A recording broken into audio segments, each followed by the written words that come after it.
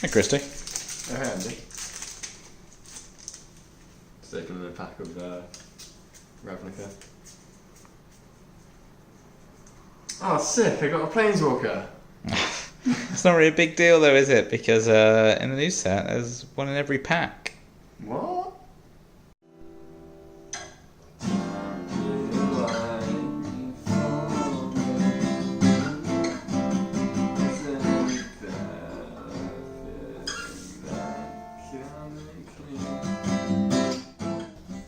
Welcome in to a new Fireside review.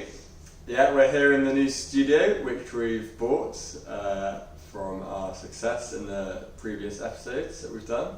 It's gone really well, the Fireside reviews so far, and we're excited to bring you another one. Let's get to it. Yeah. This set is very story-driven. It's the culmination of a series of different planes and sets that have preluded to it, from Kaladesh, Amonkhet, and into Ravnica, where we have a setting for War of the Spark. There's a lot of Planeswalkers, as we saw earlier. There's going to be one in every pack, so it's kind of a big deal, and it'll be interesting to see how both and all of the formats play out with the new set. I think limited is typically very imbalanced when you have Planeswalkers in, because you have that one person who pulls that mythic rare Planeswalker, which is means they can steamroll a whole limited tournament. So when everyone has a Planeswalker in every pack, it makes you wonder whether how well they'll be prioritised, whether you'll kind of have to auto-pick all three in a draft, or just cut people off, or whether some of them will be worse than others, I guess. Yeah, they're obviously not as powerful as commons, so yeah, they're not as powerful as, say, the mythic ones. But yeah, they have a lot of different effects, which will change the way it's played. I think it's kind of almost like a different game, because it's similar to the sagas in a way. Yeah, and that's you get to do it once a turn. A lot of them are kind of minuses. The Planeswalkers don't stay about for too long. Yeah. Although we do have the new mechanic Proliferate as well, which is going to put counters on your permanents, including Planeswalkers. So that's the kind of combinations people will be looking for, to whether they can kind of excel their Planeswalkers, either to kind of keep using the ones that have limited uses with the minus abilities, or to try and ultimate them even faster. Because cards like Teferi is still in standard. I know we keep talking about him, but he... There's a new one as well coming up. Yeah, there's another new Teferi. Teferi deck. It's a very, very scary Teferi, the new one. It looks powerful, right? Stopping your opponents playing at instant speed just means, especially in the control mirror, it just means that none of your stuff's countable for the rest of the game. You get out turn 3 as well. Yeah. 3 mana. 3 mana. It's crazy. Another crazy walker, but it's really exciting to see how those smaller walkers will make a difference, because typically the 3 mana Planeswalkers have always been a problem in the past in terms of trying to deal with them, and a very high level of them, like Liliana the Veil and the other 3 mana walkers, which I Saheeli Rai. That was so good it almost got banned. But they banned the cat instead. Yeah. It wasn't that good. It wasn't that. It wasn't that great. With the cat. But with the cat was the broken part. But they banned the right part.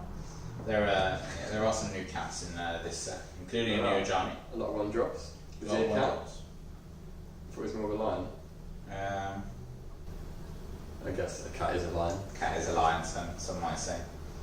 It's a type of cat. Got a zombie cat in the new set? Yeah. The Dawn Pouncer. No. 2 mana black zombie that you can sacrifice for a creature and put 2 counters on it. Yeah. Could be seen in some Aristocrats deck. Aristocats. I think there's a high chance there's going to be another Aristocrats deck. We had some of the pieces in it last time with the introduction of Judith in the Mardu deck, and cards like Seraph with the Scales, and that kind of mechanic to make spirits and make more sackable things. And there are a few more tools in the new set where maybe we'll see play, like the new black-red zombie, where when it dies, it deals damage to them equal to its power. So maybe like a more of a sack-based deck will be Black will be red seen. haste. Yeah. We're an aristocrats. Oh, maybe. I don't know. Just because you can sack it for extra damage and it's in the colours, it might not be the right place for It's it. going to go in my Rakdos deck. It's going to go in your Rakdos deck. Yeah. Yeah, I feel like there's some strong new cards there. It's a good sideboard card. Like an aggro deck, do you mean? Yeah, I'd probably put that in more against the more control matchup, because if they can't kill it straight away, then it'll build up, and then if I need to, I can sack it with my other 2/2 haste guy. Yeah. You know? So it does 2 damage to them plus whatever that damage is. Yeah, that's pretty Whereas powerful. if I was Yeah, playing with aggro, Friday they just shock it Dark. straight away and it's just, it doesn't do much. Yeah, But if it's aggro deck, they might not be able to kill it straight away and it'll build up the counters yeah. and get more damage.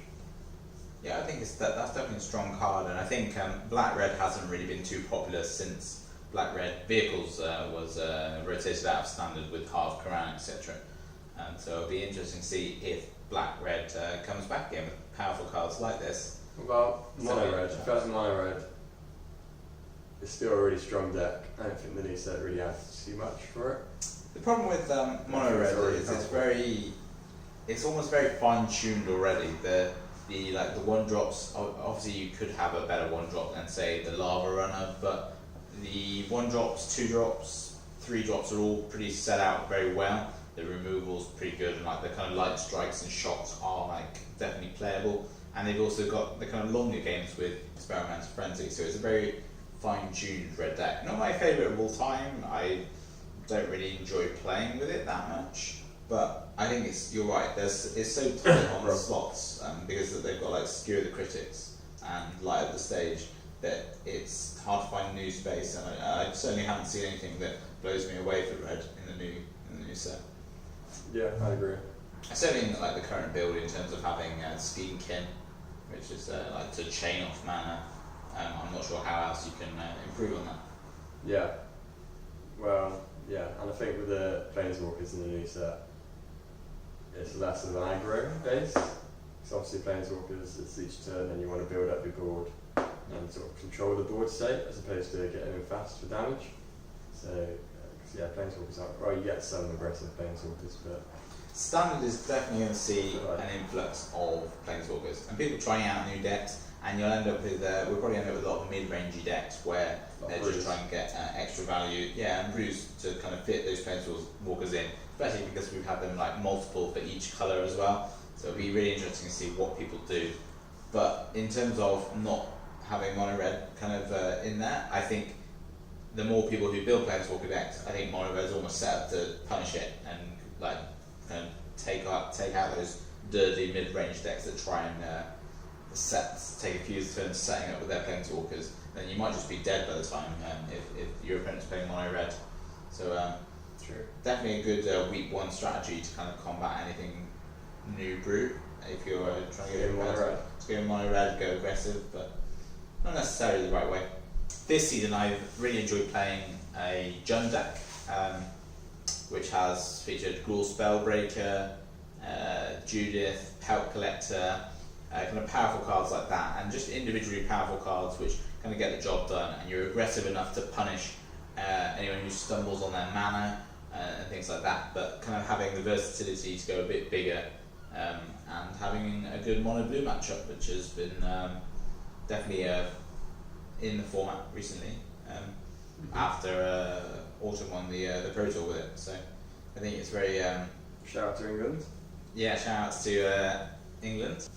Other than like taking an aggressive stance and trying to take on those Planeswalkers, I think Wizards have also provided us with some other tools to deal with Planeswalkers, things like the Elder Spell, which is just destroy any number of target Planeswalkers for 2 mana, which is obviously really powerful, and I think they recognise that Planeswalkers are quite difficult to kill, so I think they try to give us a few more tools to do that. So yeah, which is good. I agree. It's more of a sideboard card in constructed.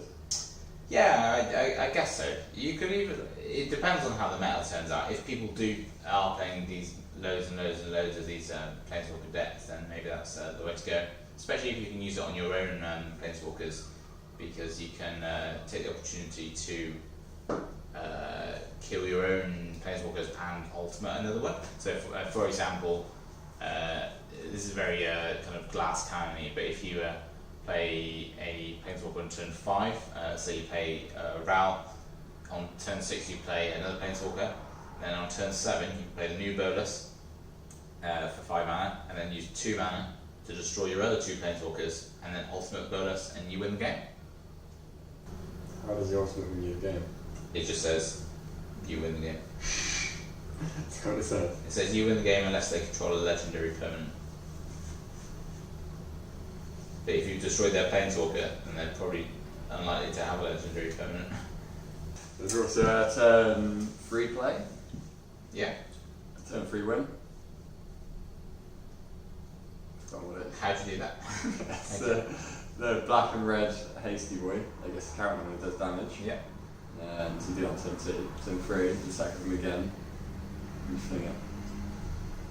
I think that's it. And then you maybe use a pump spell on it like Colossus, and then fling it at the end, and then it does an extra 4 damage, and then an extra 6 damage to them at the end. So yeah, it's pretty aggressive, right?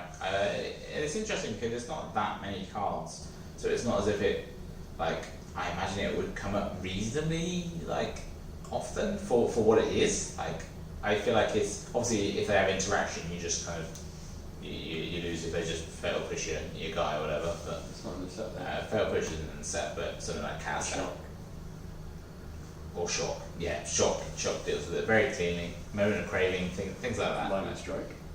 Yes, but they do need the answer. You're right. So there's definitely an option for it to happen. Mortify. There's a spell that they can't cast on before turn 3 if you go first. Yeah, well done. Stephanie. Yeah. But yeah, talking about aggro decks, I think it's just about time for Christy's one-drop review. It's Christy's one-drop review.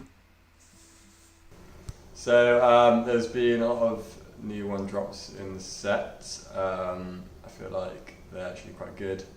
I feel like Wizards have changed it, so we used to have a lot of one drops that were just a bit rubbish and no one really played them, but now we've got some that are good. So we've got stuff like Grim Initiate, so it's a 1/1 first strike with a mass 1. So 1/1 first strike is pretty good, kills anything with 1 toughness before it then dies, and it's also got an after effect which is also useful. We've also got Return of Fanbearer. I don't know why they've brought him back, probably because we're on Amonkhet again. Well, not really. We're still on Ravnica, but Nicol made a portal, so his army goes into Ravnica. And Fanbearer managed to get in there as well. So it's called Doran Enforcer. Arguably, it's not better than Fanbearer, but it means you don't get into a tap war between their Fanbearer, because it has to be 2 mana or more. But yeah, it's a really strong card, which I think we'll see a lot of play in Limited. But yeah, and you've got a few of the cats that also can be playable, maybe not the white 1-drop, but there's a black one, I can't remember what it's called, but we can sack a creature, put 2 counters on it. So yeah, it's good to see some 1-drops that are actually playable, which I think we'll see a lot of play, and yeah, that's my 1-drop review. Join me next week for another review. So yeah, thanks for that, Christy. That was a really good insight into You're welcome. the other side of the new set, because obviously we've got the new Planeswalkers to look at, but the 1-drops are pretty important. There's a lot of good Planeswalkers in the set. Do any of them, any of your favourites in there, Christy? There's one that stops players getting life, Yeah. so I'll definitely be a sideboard card for my Rakdos deck, depending on how much life gain we'll see. But like I said, I think Astrocat's deck will definitely be a thing in Standard. Yeah. So I think cards like Absorb as well are kind of the small differences in life, or things like Moment of Craving for the kind of Esper decks, where that kind of incidental life gain is how they kind of beat the mono red decks, is by hoping that like that extra life gain can help This cancels out like a lightning bolt, which can be a difference. Exactly. So yeah, that would be my sideboard. Apart from that, what I'll do is I'll play through the pre-release, and if anything I see, then I'll maybe build a deck around that. What about you? I think that's a great way of doing it. I think there's definitely. I'm sure the Planeswalkers will fit into the set, but it'll be interesting to see which ones will actually be popular in Standard. I've recently built Grixis Control, and I'll be interested to test out the new Nicol and also the new Liliana, which definitely look like to be the powerhouses of the set. I think they're definitely going to be somewhere in Standard, but I guess we'll see. How big do you reckon the new Nicol will be? It's difficult to say. There's currently a Nicol in Standard, which is very powerful when it flips, but obviously it starts as a creature, so maybe it's 4/4 discard a card is still good then. Yeah, exactly. Yeah, so it's been in Standard, but we'll see with the new one. As I said earlier, there's that kind of combo, which means you can just kind of win quite quickly. But in terms of a value card as well, it's pretty cool. And if everyone's running Planeswalkers, and obviously that first ability, that's static, you can use any other Planeswalker's abilities. It's going to be very powerful in the set. Mm-hmm. When it says that, does it mean that you minus that amount as well? Yeah.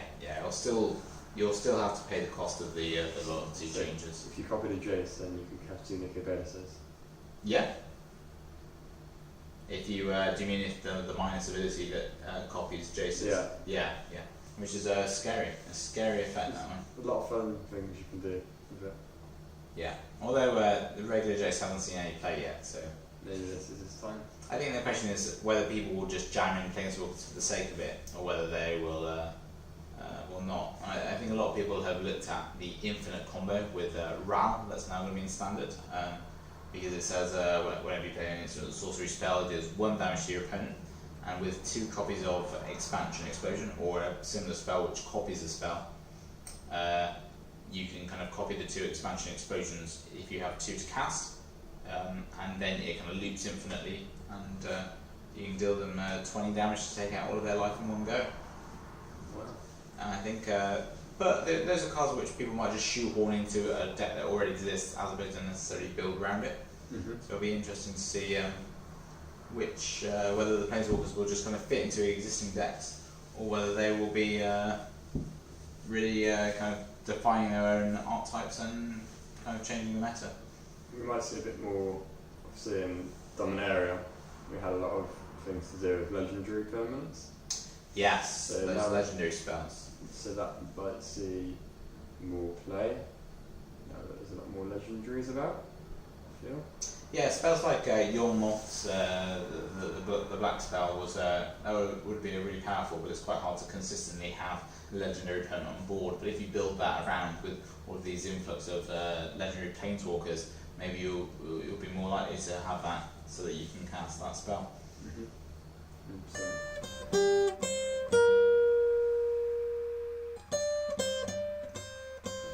So now we're going to talk about the art in the new set. So there's been a few cards that me and Andy have picked out that we think deserves a shout out, just because the art is a big part of Magic. So yeah, let's talk about that. Andy, is there a card that in particular you like? Well, one of the cards that really jumped out at me in the set is one of the white commons. Pun intended. What was the pun? Jumped, something. Oh, sorry.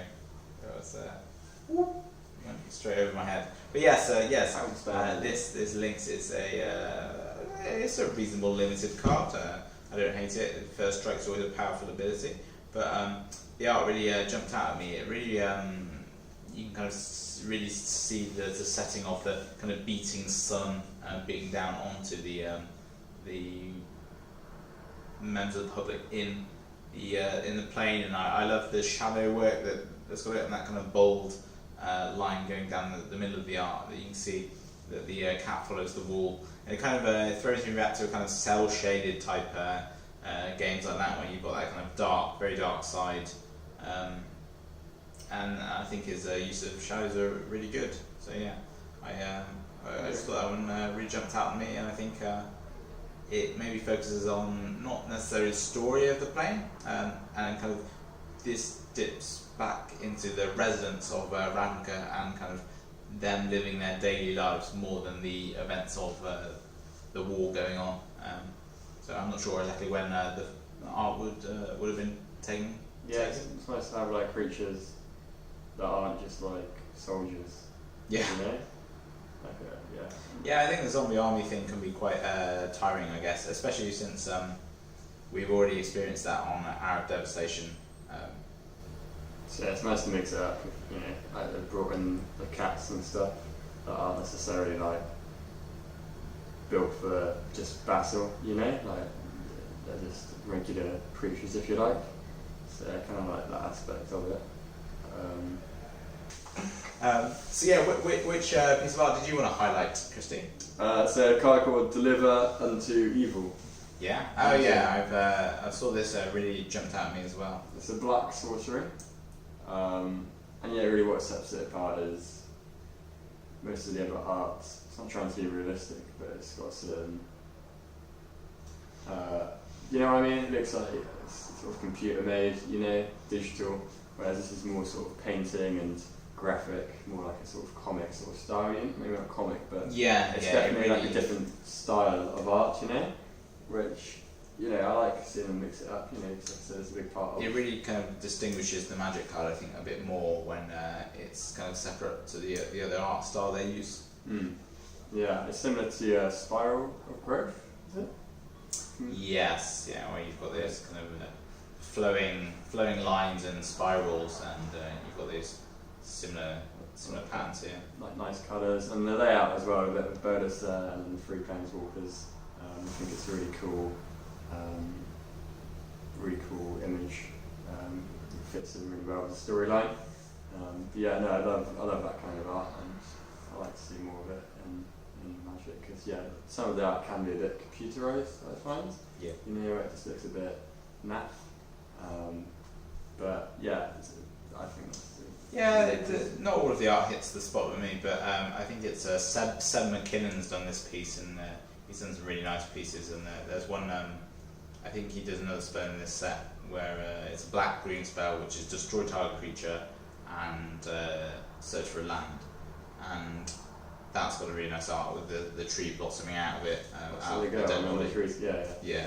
I think that looks really sweet and really kind of like ties the art's really tied to the card in that one as well. It feels like really like represents what's going on in the spell, which is I guess is what Magic's meant to be about in the end, isn't it? Yeah, and I feel like they should expand more really with the art because there's so many avenues they can go down. You know, it's been quite good because they've recently experimented with things like the invocations and tried to change the card frame about and make some full art cards and things like that. So having those bigger spaces, I suppose, gives artists the opportunity to do so. Yeah, I agree. I like what they've done with where they've made the cards sometimes come off the border. And I think there is a black Planeswalker that has that. I think it's naturally on the card. Yeah, in the new one, you can really kind of see it covering. He's covering up his own name, kind of thing. Yeah, I think it just adds more depth to the card, and it just adds a bit more to it. Because there is a lot of things they could do to just make it a bit more nicer. You know, 'cause it's nice to have like a shiny, cool looking card. You know. Yeah, it's interesting because I see some cards like you have in Pokemon. just if you've seen any of the kind of Pokemon cards, that they literally the Pokemon fills the whole card, and I find that for me it kind of detaches it from the game itself. It almost doesn't look like a Pokemon card. And I think they've always got to toe that line between trying to experiment as much as possible, but also remaining looking like a Magic card and like to instantly be recognisable. Yeah, I agree, and I think the promos obviously are good for that, for where they can experiment and have different cool bits of art. Yeah, alternate art and things like that. I'm liking the art in the new set. But they should do oils, watercolours. Yeah. You know, get a bit abstract. You're not a whether you demanding person, are you? No, Christy? I just, you know, the art's a big part of it. It's So not a connoisseur. yeah. Yeah, definitely agree with you. It's been good. So thanks for joining us again for a Fireside review in our new studio. Yeah, it's been a nice, chilled out, sunny session we've had with we're looking at some art and some of the new cards. The sun is shining, so we're out to get an ice pop and a beer. I think that's going to be our afternoon. So, But hope you enjoy yours. make sure you get down to your local game store next week or this week, depending on when we post it. Ready for the pre-release and release of the set, which will be swing by soon. Or if you're gone down to Grand Prix London, then enjoy that. We were quite close to coming, but we've made the decision to go to our pre-release. So, At a local game store. see you then. Let us know what you decide to do in our comments section below. Yeah, and like, comment, and subscribe, and click that little bell icon Yeah. to make sure you get notified of our once every season video. We need to pay the bills for our new studio, so we'd really appreciate the subscribe. PayPal link in the description.